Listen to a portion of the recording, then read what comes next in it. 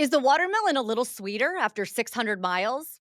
I don't know. We'll have to ask Ross Chastain. Plus, coming from the back to the front, oh, he had to wait a while to smash that one. All right, we're going to channel Ricky Bobby. If you're not first, you're last. Well, Ross Chastain, you were both of those I was. Sunday. Has anyone told you that yet? Has anyone used that They reference have they yet? have not. There I you mean, go. I think it was Zilich pulled up to me after the race, best I remember, on the cool down lap and was like bump drafting me, congratulating me. So that felt a little like shake and bake. That's awesome. World 600 winner. I'm gonna say it just like you said it all weekend because I love that you're sticking with the there it is. That You better wear that thing all I the am. time, I have buddy. to keep switching hands. It's heavy. Gotta like trade hands. Yeah, wait till you get a wedding ring. It's a lot heavier. Anyways, I digress. um, I think my favorite part of the night was watching you in the media center. I've known you for a while, and man, you were just as chill as I think I've seen you in a long time. You're drinking your beer, you got the smile on your face. You just were like living it. And your celebration, it was like every celebration kind of wrapped into one. Did you leave anything out that you have to kind of plug in next time? No, I hit it all. So I've never done a Polish victory lap, but the World 600, the Coca-Cola 600, some reason when we won, I felt like that was appropriate. And what the history of that race means just to our sport and thinking about the history, that was my opportunity to do that. Yeah, I got a little better at the burnout, so that was better. It was great. That was better rolling burnout down the front stretch. And then, yeah, no, I mean, going out in the stands, I passed watermelon out to people, and then I left those pieces with them. So once they had all taken bites out of like two pieces, I said, I thought y'all can have these. I went back, picked a new piece up off the track to finish to go to victory lane with. Yeah, no, I mean my parents were there, my mom and dad were there, so that was really cool. And then getting to see my guys in victory lane, Justin Marks on pit road with Tony Lunders, that was cool. I mean, I know it takes a long time, and there's some conversations that we're having now with NASCAR about their timeline in victory lane, how they like things to go. I take my time, and I don't go quick. So it's my win, it's our win, and I want it to last longer, and they want me to wrap up victory lane a little sooner. So we're having some good conversations now about when we win, how we want it to go, because those are our Oh, moments, and we cool. think we deserve that. Yeah, it's like the Oscar speeches, right? They immediately start to wrap them, and you just never know if you're gonna get that shot No, again. absolutely not. So we might change the cadence of when we do things and get hit the Mhm. media center earlier, and then we'll go back out. Oh, wow. Let NASCAR officials let those folks go home. They don't need to stay there. If they want to go home, they can leave. We're going to stay for a while in victory lane. Good to know. I'm glad you mentioned mom Susan. It's Susan, right? Yes, She doesn't go by Sue or Susie. Susan. Did you see the video? We're gonna show it to you right now. Did you see this? No, I've not. Holy cow. Look at her. This is obviously you can see what's happening right now. Oh, I love it. Oh, mom. Aw. What's that like to watch her do that? Oh, that's awesome. Yeah, she doesn't.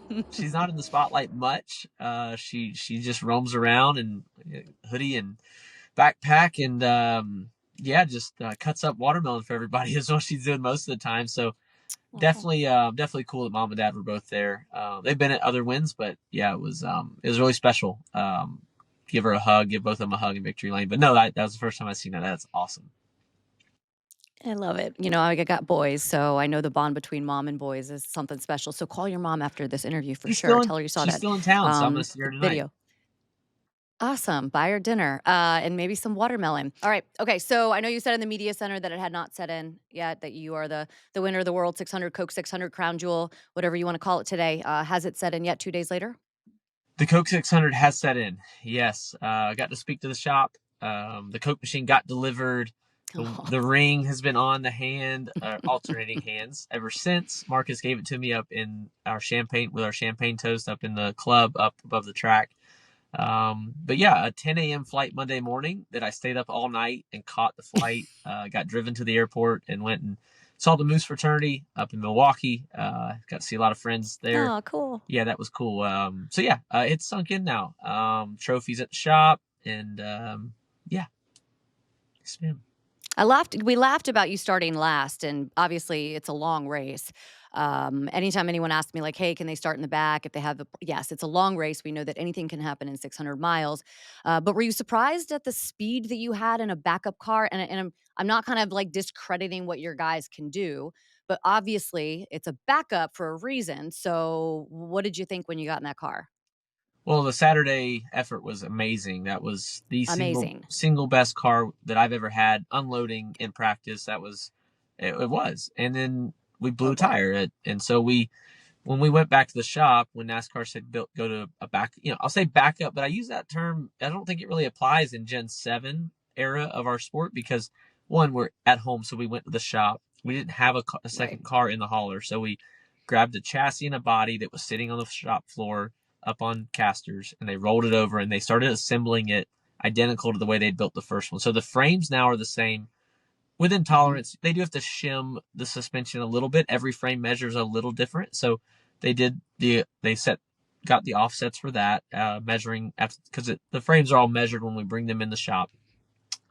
Then really I think backup is the wrong term these days just because they're all the same. The road course car is the same as the super speedway mile and a half short track car. So they're all the same. You can Really good interweave point. them. So we went for the same shocks, same springs, same targets. We did free up a little bit, and the start of the race was not very pretty. I passed some cars, but I should be able to pass the cars in the 30s. We don't always, but I Mhm. should with Trackhouse. So as it took us a long, I think we were 19th in stage one, maybe ninth in stage two or seventh, somewhere in there. And then we raced up there the rest of the night in the top 10. So early in the race, I was complaining to Phil Surgeon and my team about how tight the car was. And at one point, he just said, well, yeah, man, you're in the back. You got dirty air. I think we need to just get some Yeah. track position. You'll be okay. And I kind of laughed to myself because, like, of course, it's going to drive better up front. It's kind of been a while. I mean, you remember it back there. It's been a while though. And you mentioned speed, right? And I love that analogy with like it's not really a backup car, but you kind of were a little critical about the speed that your team had, especially like in qualifying and stuff like that. Are you calculated in those comments? Are those kind of just emotion things that come out? And I guess how does one Justin Marks and the rest of the guys respond to a comment like that from Ross Chastain? Well, it doesn't happen often. I'm Mhm. pretty I'd I'd say I just keep that stuff out of the public light Yep. my whole career. I'm usually glass half full publicly, and then internally we can have the hard conversations, and we can talk about why we're so tight in practice, or why we're so loose, or high off the ground, or we're too low. Whatever the problem is with our teammates, we can all figure it out, and we can make our cars better. And we're really good at that at Trackhouse. The Texas comments after the race, those are just emotion. That was just a Mhm. true belief that if we start up there, cleaner air, better track position, we can be competing for these wins. Instead, we're coming from the back, coming from the 30s. We complain about qualifying in the 30s. Well, we fixed that this weekend. We put it in the 40s. It's so funny. Kind of Nowhere to like go but up. a very humbling part of this sport. That was a pinpoint. I said we have to stop qualifying in the 30s. Well, we did. But no, it's yeah, they received it well. They told me they heard me, that they wanted it, and we were already implementing new processes and a lot of smart people at Trackhouse, and that was already happening ahead of Texas, but really ramped it up Yeah. after that, and we're still continuing to ramp up new processes. With three cars, it was a big change this year, and a fourth sometimes. It's a big task. So I do, triathlons and relays, swimming, biking, running, whatever. And I kind of like always think of things as like a relay. So when I look at your weekend, I kind of look at it as like a four-person relay. What happened here was the first person with the baton, second person, the guys in the shop, the third. Then the baton gets handed to you on Sunday. You're the anchor. You now have to do your job because everybody else has done it at an exceedingly high level, especially considering what happened. How much sort of extra did you feel like I gotta do this? It really didn't really get intense for me until the 11 and 24 came back into my view. So when they did their last green flag pit stop in stage four, I was about 2 seconds back. I could see them clearly. I had fallen back. I couldn't quite keep up with them, but I had built a big gap to fourth, and then they pitted, and we ran two more laps, really by accident. So when I came out of the pits, midway through stage 4, I couldn't see them. They were up there, but I couldn't tell who was who. And then they came into view. I was gaining on them. And my radio, if you listen to my radio, it's very boring. We don't talk much. Brandon McReynolds spots. Phil Surgeon gives me updates every now and then. I give them updates every now and then on the car, but it's pretty. People, my family are like, they think their radios are broken. So we never talked about who the leader was. We never talked about having to pass them. Brandon counted the laps down every 5 or 10. Reminded me about some corner exits, some driving things, and when I would run a better corner or not, he would call it out. And yeah, when William blocked me kind of 3 key times with about 15 to go, there's 3 corner entries that he nailed the block, and I got my front tires hot in his wake of dirty air. I thought it was over, and I got pretty hot. Like that panic set in, just that, oh, Yeah. I'm failing, I'm not going to pass him. And what's so cool about today's technology is we run those cool shirts. So you've seen us with the tubes of water. Mine was off. It was a very comfortable night in the car all night. I would turn it on throughout the race, turn it back off, on, off, just based on how I felt. And I was in a good spot, but then I got this heat, like feeling hot. I had the helmet fan Oh, I know going what for, that's like. You feel like it, like, flushes up to your oh, head, it's right? crazy. So Yeah. I just reached over and cranked that thing all the way up. Just in about a lap, it really circulates a lot of cold Wow. water, and it cooled me down like neck to waist. And that was a really good feeling. And I was like, okay, it's going to be okay. Just reset here. Hopefully the front tires come back. And I could see he was getting tight, and he ultimately did. And then got loose off turn 4, which gave me a run. I'm glad that you mentioned the 24 and the 11. So, your journey has not been easy, right? You've had things given to you, you've had things taken away from you. You've been criticized for being too aggressive, you've been celebrated for being too aggressive. So, it's like just constant pull for you. And of course, Rick Hendrick, Denny Hamlin, we know how kind of some of those conversations have gone. So, when you race specifically the 24 and the 11, and maybe not thinking about it in the moment, but when you kind of look back on it and reflect, is it kind of like a closure moment that maybe you didn't know you needed, but you got? It felt good, I can tell you that. We caught the 11 and got by him before he had to pit for fuel. And I was able to just drive to his inside, which, because of the adjustments Phil Surgeon and the group made on the last pit stop, I was able to do that. You got to remember, the very set of tires previous to the last, they were faster than me. We made adjustments, air pressure adjustments, and now we were better than them. So it really felt good to pass him for all those Is there reasons. still a little bit of that left over between you and Denny? Because I mean, it's been a while, but I'm assuming that race fans will go, "Oh, remember those 2 have had their situations in the past," or is that kind of all, like, you guys have raced each other clean and you guys are in a good place? What's that like? We're in a good place. Good. We are. It's we're not friends. Like, I don't see him. I don't talk to him. We just are competitors, and I love that. I love that a guy of his caliber is out there for me to try and go beat, and he's beat me a whole lot more than I've ever outran him. But this time we were able to pass him, and then the 24 was even harder to get by. But for 2 very equally matched cars, very similar setups, Chevy gave us a great. They did a great test. The 24 car did the OEM test at Charlotte this year, and so how are you going to beat the best car? The car that did the test, they are clearly the best Chevy, and then we made the right adjustments at the end. And yeah, I grew up. I was a 24 car fan. My guy was Jeff Gordon, so I was a fan of the sport. I had no dreams even of being in it. Like, I raced locally, but even before I started racing when I was 12. I was just a fan of the 24 car, bright car, winning races, and it didn't. I don't think about it in the moment, but I have since of like, I just passed the 24 car and the 11 car, 2 cars that I've watched basically my entire life, went past them for the World 600 win. And I passed them with like 5 laps to go in a 400 lap mile and a half race. Like, incredible. And felt really good doing it, which, back to the training thing you mentioned, like training in general, I'm proud of what we do. Chevy, I'm sitting here right now. I think I'm going to crawl up in the sauna here in a few minutes because I need to sweat out some of this I bush get you. light. I'm sure there's a lot of race fans feeling that way still this morning. Yeah, there's definitely some bush light I need to sweat out. So yeah, just the thought that I was there mentally and physically and able to go execute there at the end was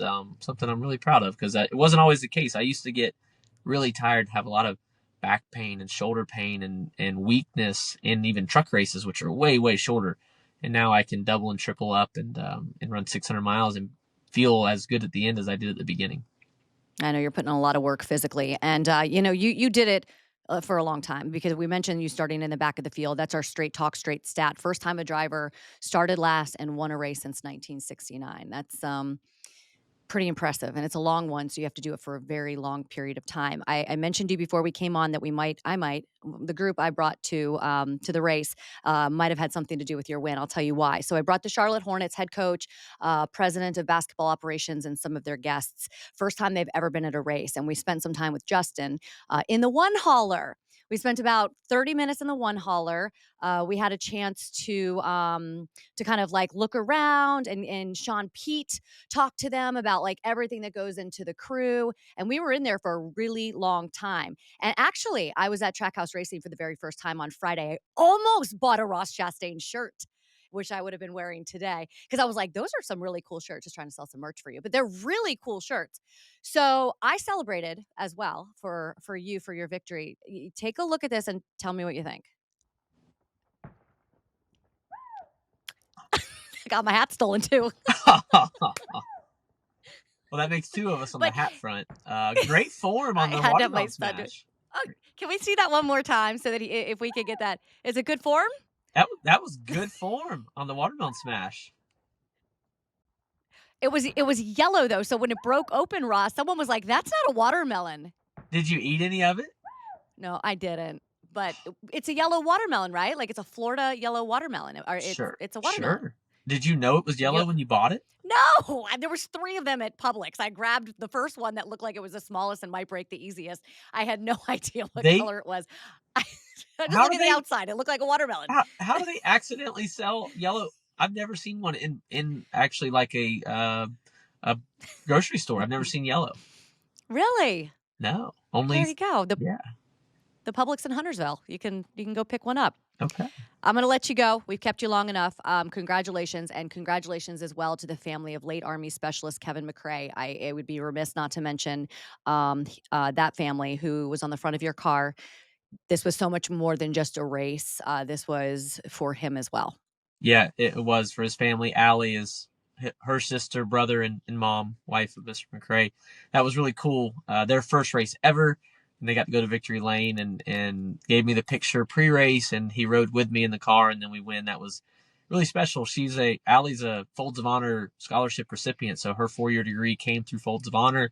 She now works in the same hospital that her dad was taking care of it towards the end. So really, really cool to hear their story. Have Allie and the family there. That was special, and see him in Victory Lane. I had to tell him like this doesn't happen all the time, so this is very special. I don't think they're ever going to want to go to a race without all the things that we rolled out for him. It was special to have him there. That's awesome. We will definitely it was a perfect night, and I have good watermelon tossing, throwing, smashing form. So Ross, thank you. I appreciate your time. I know you got a busy day, all this stuff, but enjoy, enjoy, enjoy. Don't ever take that ring off. And we'll see you this weekend, bud. All right, thanks, Shannon.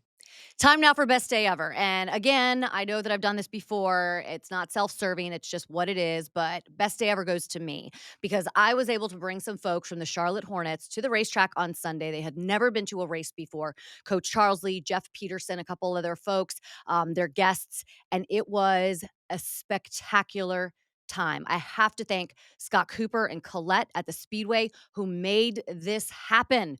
So I invited them earlier in the season. I asked them to come out with me. I told them that I'd show them a great time, and we really did. We got to spend some time, you just heard, with Justin Marks, Jarrell Edwards, who's, of course, the jack man on the 20. He walked them all around the pit process, told them all about that stuff. Jarrell played at High Point, so there was a lot to talk about there. We went to the drivers' meeting on pit road and, of course, watching the Champions Pavilion. So if you've never been there, it was fantastic. Everyone we met, from Bubba to Raja to Joey to Kurt to everybody, was so awesome. And they walked away race fans. We have converted some new race fans, ladies and gentlemen. They loved it. And we loved the race. We loved that Ross Chastain was here today. Let's do it again next week after a little country music Nashville. Why don't we? We'll see you then.